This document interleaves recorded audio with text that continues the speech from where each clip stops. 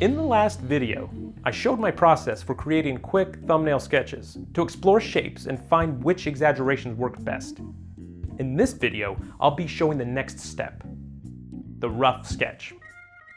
Thumbnail concept sketching was more about exaggeration and experimentation, but the rough sketch is all about the likeness.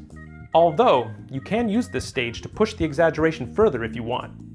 A rough sketch should be more structured and resolved than your thumbnails. But even at this stage, we won't worry about making everything perfect, because we'll fix any drawing problems that come up in the next step. For this lesson on the rough sketch, we'll just focus on refining the likeness. The process. The rough sketch is based off the most successful thumbnail sketch. So, with my photo reference and my best thumbnail in view, I begin a new drawing, starting with the overall shape of the head. I'm trying to capture what made the thumbnail successful. What I really liked about my favorite thumbnail sketch was the light bulb shape of the head, where it's wide on top and narrow on the bottom.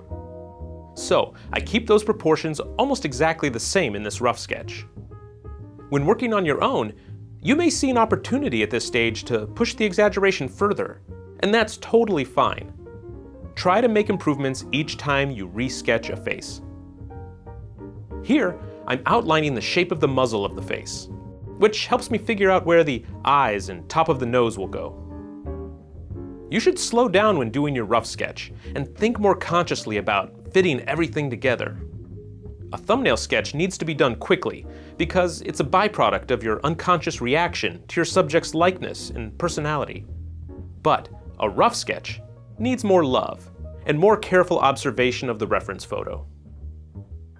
After I block in the rough shape of the head, I'm referring more to the photo to make my decisions and less from the thumbnail. So just think of your thumbnail as a jumping off point. Don't feel you need to reproduce it exactly. Just take from it what works and try to expand on it. My first few pencil strokes were light and loose, but now I'm starting to make more firm decisions about the shapes. At this point, I'm feeling pretty good about where it's heading. If I wasn't feeling good about it, I would probably still be darkening my lines to see how it turns out. And if I ended up missing the likeness on this one, I would just start again, because I haven't invested too much time on this one. Originally, this whole sketch took me about 20 minutes, but it's been sped up to just under 5 minutes here. Right now, the placement and shapes of the features are all blocked in.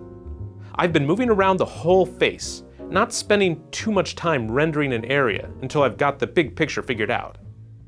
But now, I'm at the point where I can start committing to my decisions, and I start shading using quick hatch strokes with my pencil. This helps me to flesh out the flat shapes and give them volume. In Putin's head, it was important to show a small face on a very large bulbous head.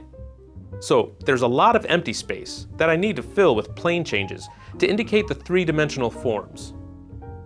I'm relying both on observation from the photo and my knowledge of the human skull. It's tempting to start drawing details, since the likeness seems to be pretty strong now, but I remind myself that this is still a rough sketch, so I draw only enough to resolve the likeness. In order to make this caricature as good as possible, I'll be doing an extra step after this to fix minor errors before moving on to a final drawing. That will be in the next lesson.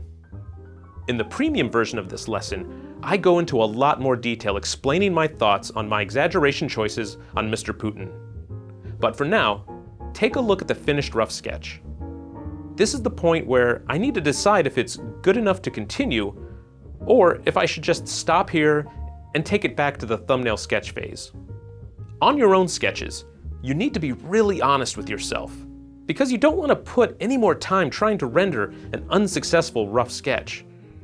If the likeness isn't strong, or if it's not funny enough at this stage, go back to the drawing board. So, to sum up the basic steps to rough sketching, I block in the head shape, the neck, and the shoulders. I establish a center line. Then, I sketch in the features using simple shapes. Once I'm happy with the size and the placement, I begin roughly drawing the features and add shading. Then I decide if I can move forward or if I need to start over. What's next? In the next lesson, I'll show how I make corrections and refinements to the rough sketch. It's basically the secret to awesome caricatures, so don't miss it. Assignment. If you're following along in your studio, practice your own rough sketching by taking some of your best thumbnail sketches to the next level. Draw more carefully, but don't worry about making them perfect. We'll make them perfect later. Just make them good enough. Remember, baby steps. Premium content. In the premium section of this course, you'll be able to watch a longer, more detailed version of this lesson, along with several more narrated demonstrations of rough sketching different celebrity faces. Giveaway!